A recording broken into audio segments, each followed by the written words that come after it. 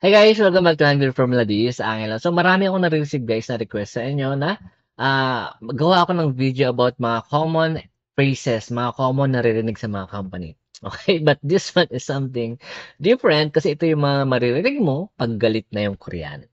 Okay, so these are Korean curse word or mura na madalas naririnig sa company. So number one, common na common, yung shibal. Shibal, shibal, shibal. So shibal is or okay, sometimes it's just an expression. It doesn't necessarily mean na minumura mo isang tao, minumura ka niya. So sometimes pag may nagawa tayo na uh, I mess up, shibal. Okay, I'm sorry, shibal. Okay?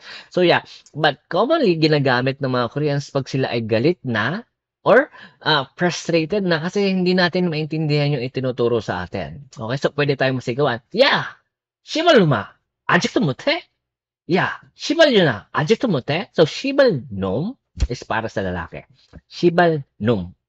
Okay? Yeah, 시발놈아, 아직도 못해? And 아직도 못해 is, hindi mo pa rin magets. Okay? Hindi mo pa rin magawa. 아직도 못해? Okay? And sa baba is 시발년. 시발년. Okay? 시발년아. Yeah, 시발년아, 아직도 못해? Okay, so yan is yung number one. Number two, keseki. Okay, so this one, alam ko na napapanood dito sa mga or naririnig niyo sa mga K-drama. So, K, it means dog, and seki is baby animal. So, pag pinagsama to, ang ibig sabihin ay son of a... Okay? Okay? So, yeah. So, minsan kasi pag may isang tao or isang Korean or kahit isang foreigner, pag may nagawang isang hindi nagustuhan ng kapwa Korean, so, binabanggit nila, keseki mo eso? Keseki 어디냐? Keseki 뭐하냐? Anong ginagawa niya? Nasaan siya? Anong ginawa niya? So keseki, that's okay. And the next is something na crazy meaning. Okay? 미쳤다. 미쳤어? Are you crazy? Yeah, 미쳤다. You're crazy. Okay? So pag may ginawa tayong kalokohan na minsan parang, yeah, 미쳤어. Are you crazy? 미쳤어? Sira ulo ba? Okay? And yeah, so next is turay.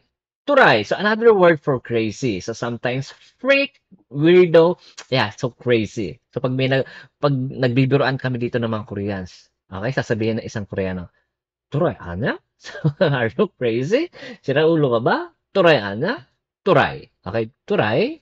Okay, so gaya sinabi ko guys, hindi to para sabihin nyo sa mga Korean, just to educate you yung meaning para pag nag-react, para alam nyo yung gagawin, alam nyo yung bibigay na reaction, yung hindi yung minumura ka na, nakasmile ka pa. Okay, so next. Okay, so last is yung chiral. Okay, so chiral is, ano ba to?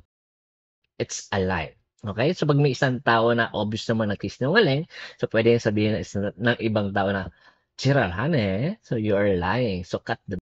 So, parang, don't lie. Okay? Don't lie to me. Chiralhaji ma. Okay? Chiralhaji ma. Okay? So, that is the 5 common curse word or mumura na maririnig mo dito sa South Korea pag merong medyo galit and medyo kabiruan. So, yeah. Okay? So, yun lang guys. So, once again, thank you for watching. See you again next time. Bye-bye!